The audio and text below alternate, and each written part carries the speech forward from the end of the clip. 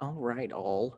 What we're going to start this week, pardon me, is basically starch. So potatoes, grains, and pasta.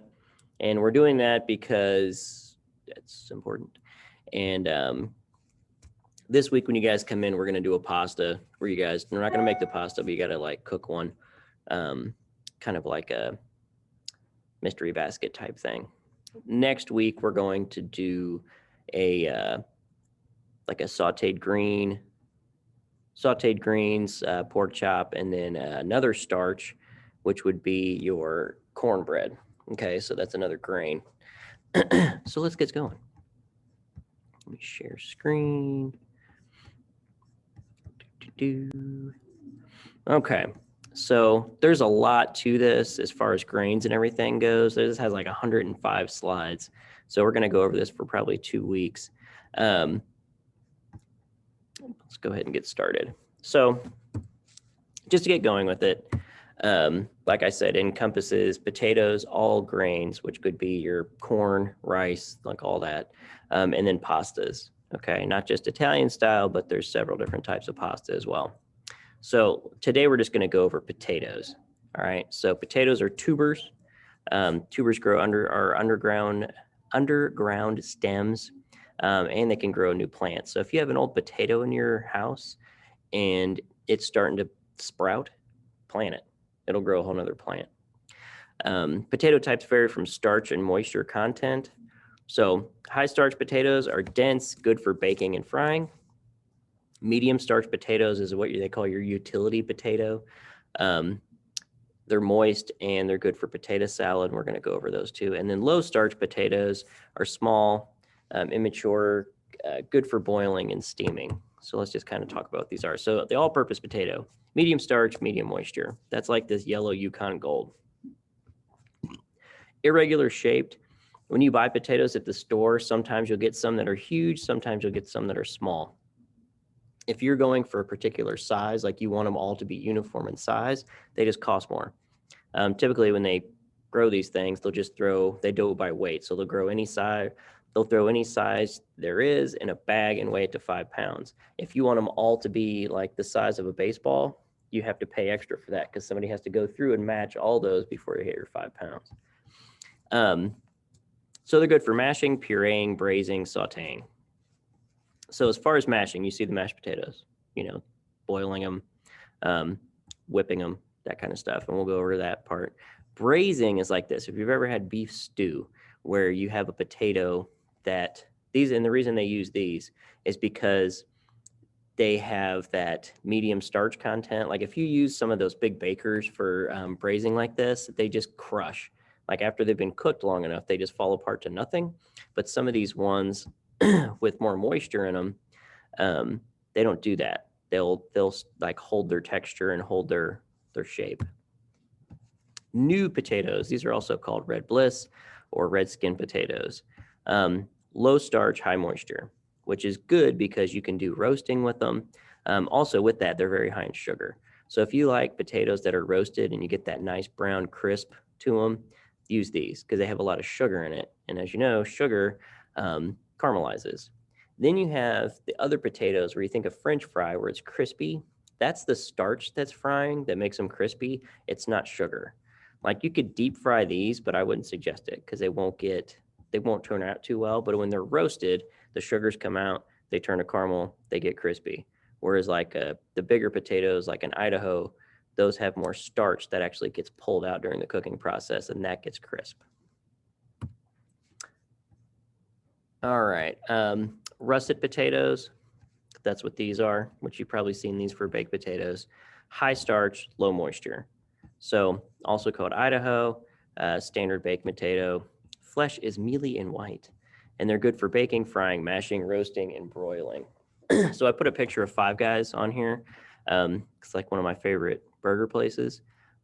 Basically what their potatoes are, you take their potato, any one of these, when you cook it, like if you've ever had a baked potato, once it's cooked, the starch starts to get pulled out of it. And like say you open it up, it's real sticky, okay? That stickiness is the starch. So if you took that and then deep fried it, it'll get really crisp.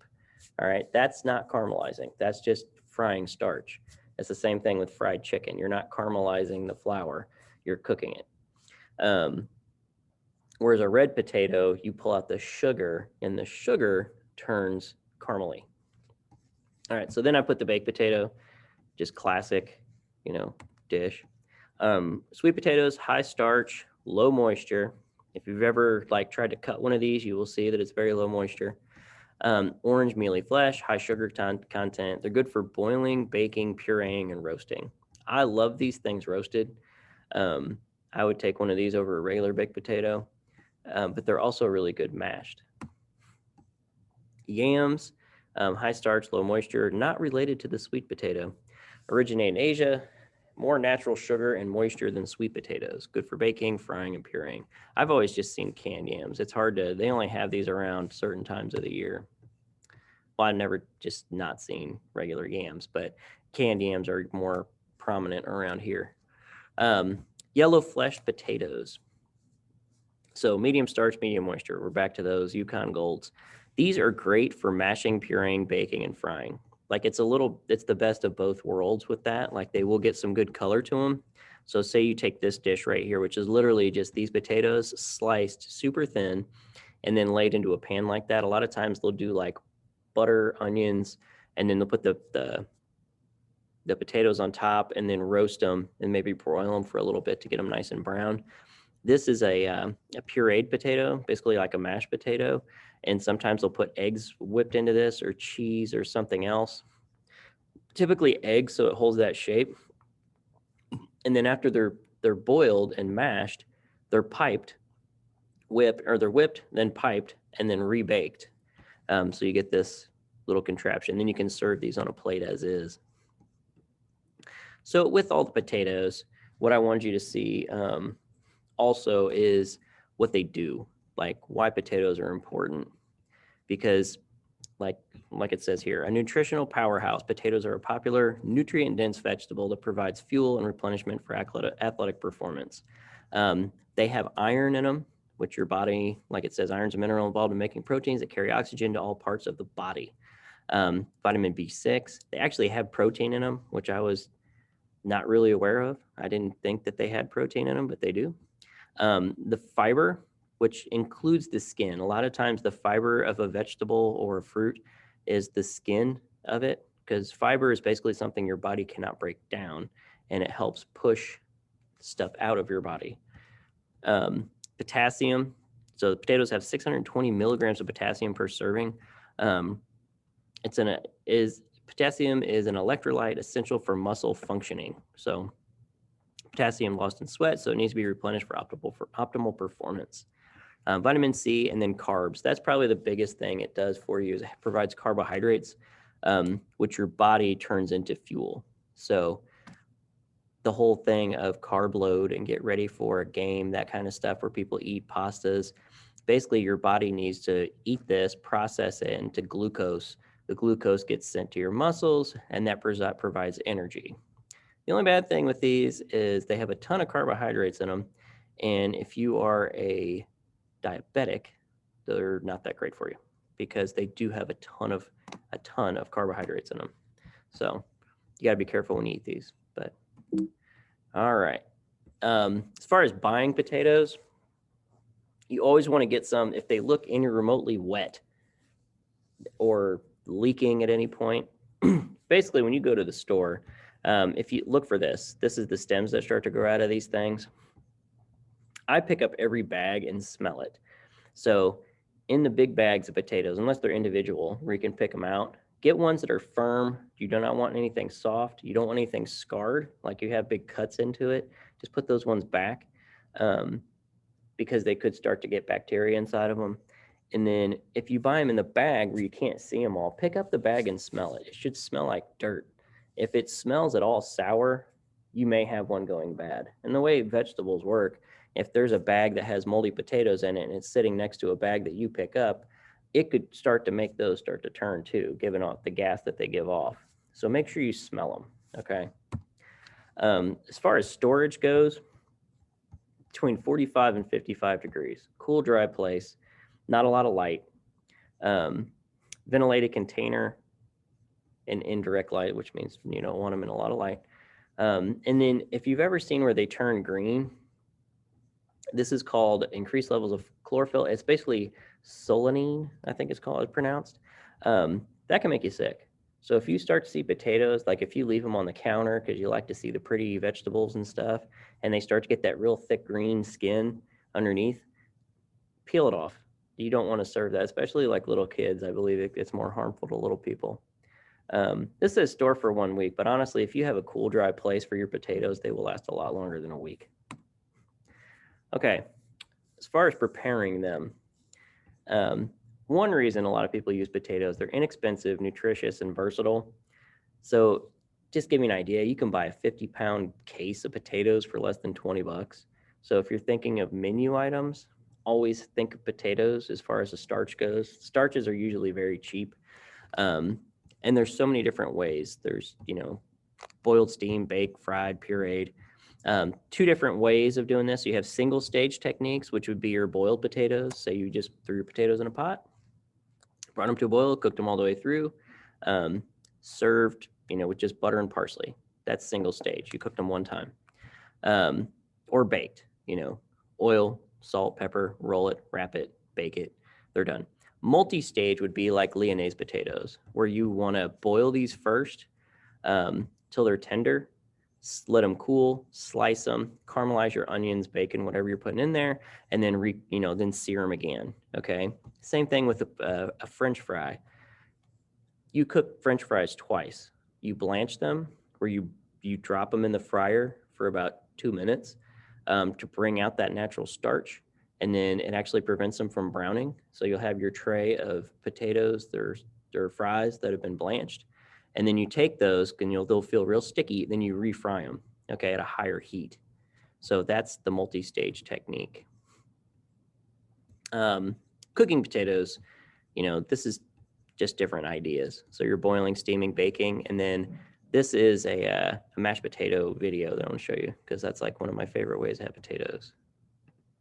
Mashed potatoes are a must, especially when it comes to the holidays. It's basically the side dish that keeps on giving, am I right? Surprisingly, there are quite a few mistakes when it comes to mastering the art of mashed potatoes.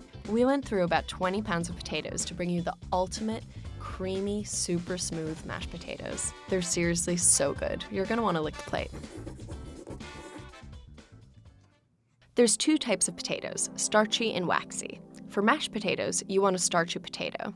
A potato with higher starch and low moisture will yield a fluffier inside. We're using Yukon Gold potatoes. They're actually somewhere in between a starchy and a waxy potato. They're harder to overmash and have a foolproof, creamy texture. We're gonna peel the potatoes before boiling.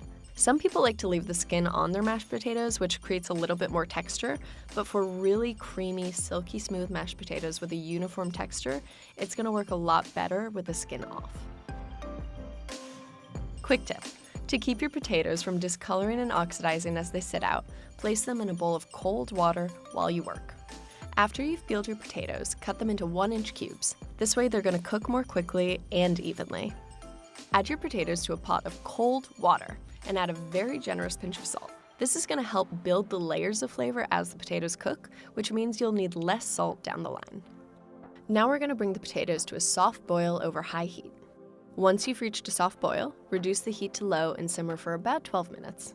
You'll know your potatoes are ready for mashing when they're fork tender. Go ahead and remove the pot from the heat and drain the potatoes through a colander. At this point, you're actually going to place the potatoes back in the pot over medium-high heat and stir them around for 2 to 3 minutes. That's just going to release any excess moisture. At the end of this, the potatoes should be super dry.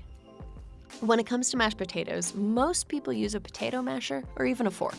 Some people use a potato ricer for a more uniform texture, which we're also really big fans of. If you don't have any of those tools and want to get a similar result, you can use a fine mesh sieve. Place the boiled potatoes in the sieve and use a spatula to gently push them down. I'm not gonna lie, this definitely takes more muscle and is more time consuming, but the potatoes are gonna be so silky smooth and beautiful, it's really worth the effort. Whatever you do, do not use a food processor or a hand mixer. This is gonna overwork the potatoes, creating a gummy-like paste. And let's be real, no one wants that.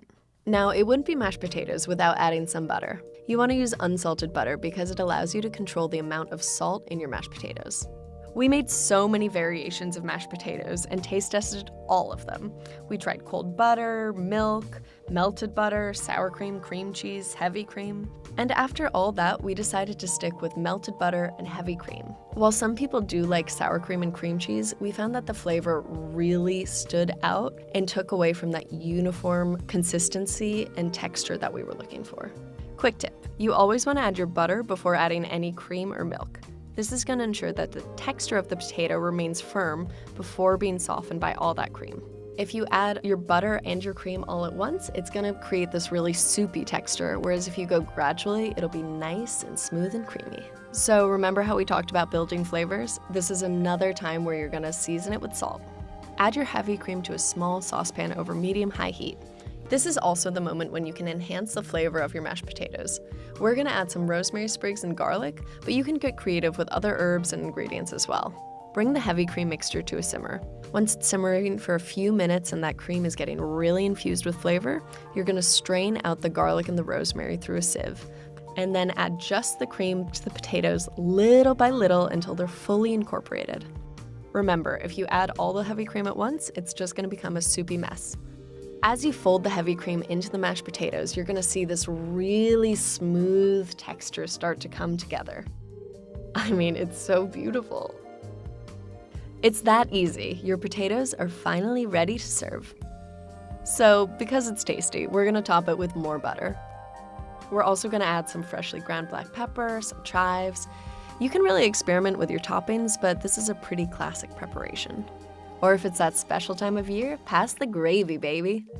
I mean, come on, what's not to love? And there you have it, the creamiest mashed potatoes you've ever laid eyes on. All right. So they do look good. Depending on where, how you want your potatoes. Some people like dirty mash where you leave the skins on like red potatoes. Some people like them where they're chunky. Some people like a bunch of stuff in there. I've worked at places where we had to put them through a ricer and then press them through a fine sieve. Like we had to push the potatoes through a sieve and there could not be a single lump inside of them. It really just depends on where you're working or, how you like potatoes, but there's thousands of potato recipes on there. So I just want to show you guys that one. Steaming. So I'm just going to Mashed potato. So this just has a little thing on how to cook them. when you do put your potatoes in, place potatoes in a pot of cold salted water. So you never want to start out, like once you start cutting and peeling potatoes, make sure you put them in water because they will start to turn on you. But don't put them in hot water or warm water while you're sitting there cutting them up because it will start to pull the starch out. Put them in cold water. Run the water, like once you're done, put them all in the pot, run the water out of there till the water turns a little bit clear to get some of the dirt, some of the extra starch out. And then start with a cold water and always salt it. Like I've always been told, make sure the water tastes like the ocean, make sure there's plenty of salt in there. And when you cut them, make sure they're uniform. You don't want, see how this piece is tiny, this piece is huge. That's not good because this is going to be mush by the time that's done. So I'll make sure your potatoes are always uniform in size. And the same thing with roasting, baking, whatever. If you're going to bake a potato that's this big and bake a potato that's this big, one is going to be done before the other. So make sure they're uniform. And then just to check they're done, you put a fork in it. If the fork goes through easily and comes right back out, it's done. If you feel any resistance, stop because it's not ready yet. This is steaming potatoes. Same thing, uniform size, put them in the steamer. As far as baking potatoes goes, always clean them really well. You got to remember when you think of anything that comes from a farm, if you have a cow farm nearby, they're going to use the fertilizer from the cows. So if you think about that, any animal that is vegetarian, so horses, cows, that kind of stuff, whatever comes out of them, so whatever they poop, people will use for fertilizer. So they will dump that poop in the dirt, they'll churn it up, and then they're going to plant your food right back in there. So if you think about the dirt that's on this, it could have poo. So make sure you clean them. This says pierce it with the fork, cook directly on a rack or sheet pan. you can cook them like this. I prefer to clean them and then rub them with oil and salt and pepper and then wrap it in foil. Individually, they cook faster, I believe, and then they hold the heat in there. So if you're cooking, even for your house, just wrap them up individually. That way they stay hot, and then they cook pretty even. All right, so here's another one. So another way, this is a quick one on how to make cheesy potato casserole. I think making casseroles with potatoes is, easy. You can do this at home. This is like a two-step prep method. Because you want to start out with these being starchy. So say, and in the cooking process too, these will put out enough starch to create a sauce. So if you put heavy cream with your potatoes and some cheese, they'll form this thick sauce. So we'll see that one in a minute, but we're gonna watch this one first.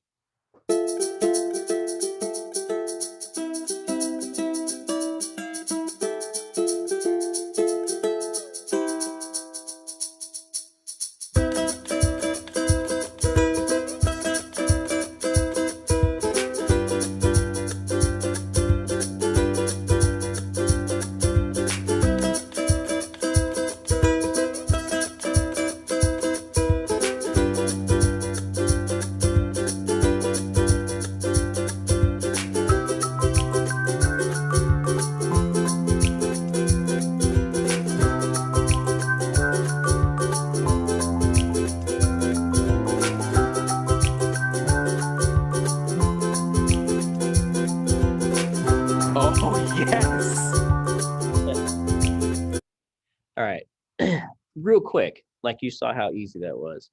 Add whatever you want to it. You know what I mean? Like these are just little videos I found online. So it's nothing really hard, really super complicated.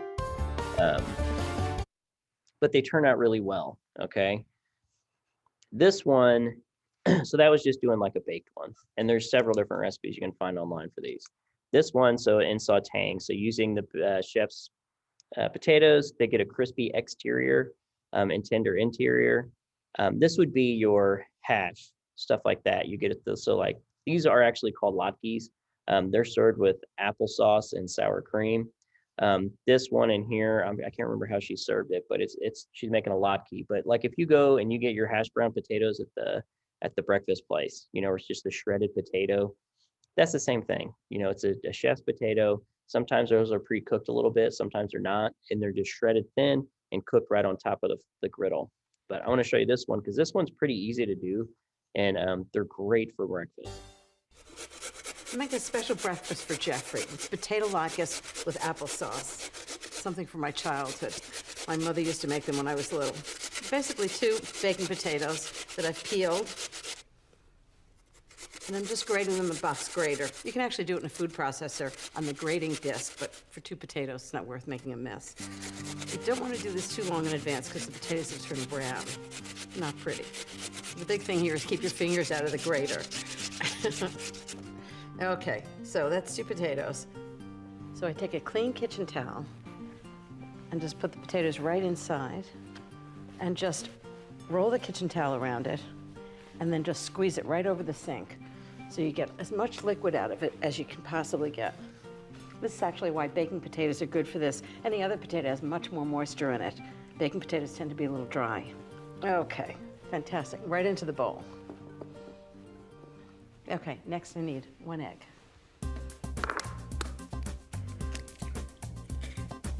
Just beat it for a second. Right into the potatoes. 3 tablespoons of flour. So it's really like making pancakes, but it has potato in it. Okay, 1 1/4 teaspoons of salt, and 1/4 teaspoon of pepper, and just give it a big stir. Okay, ready to fry the pancakes. It's like time to make the donuts. So I'm just gonna heat up a big pan. You don't wanna crowd them because you want them to really fry nicely. And I've made some clarified butter, which is really helpful. It doesn't burn at a high temperature. 3 tablespoons of clarified butter. Clarified butter is really important because the milk solids in butter are gonna burn, and you don't want this to. So to make clarified butter, what you do is heat butter and just let it settle. The milk solids will come out to the bottom, and then you pour off the clear golden liquid, and that's clarified butter. Okay, clarified butter is nice and hot. It's Got a tablespoon of pancake mix right in. For hors d'oeuvres, I do little potato pancakes, but for this, I think I'm gonna do a heaping tablespoon for each one, just for Jeffrey and me. Oh, is he gonna be happy? So I think I'll get probably 6 out of this, which is perfect. 3 for him, 3 for me.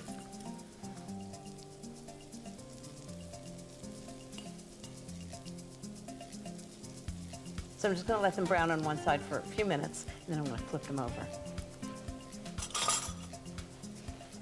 Do these smell good? There's something wonderful about those crisp potato pancakes.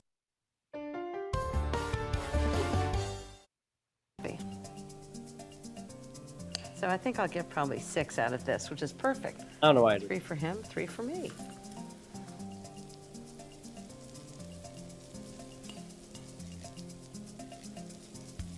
So I'm just gonna let them brown on one side for a few minutes, and then I'm gonna flip them over. Do these smell good? There's something wonderful about those crisp potato pancakes and that sort of creamy applesauce. Such a great combination. I think they smell like they're just about ready to, wait till you see this. Perfect. Absolutely perfect potato pancakes. Just check each one before you turn it over. Make sure it's just perfectly golden brown on the underside. Hi, babe. Hey, what you got? I'm making breakfast for us. You're making breakfast for me? Yeah. What do you I know, it really What are you happens. making? What are you making?